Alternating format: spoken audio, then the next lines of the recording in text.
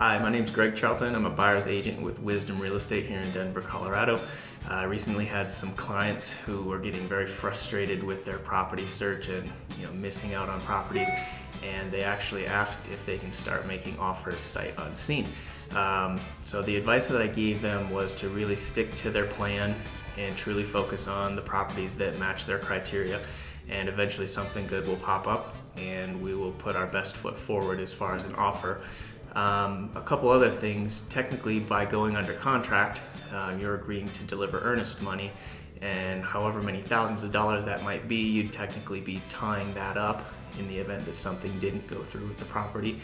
And number two, the seller and or the listing agent would be really hesitant to accept an offer like that because you truly had never seen the property, and the chances of you walking away are quite a bit higher than if you'd actually had viewed the property.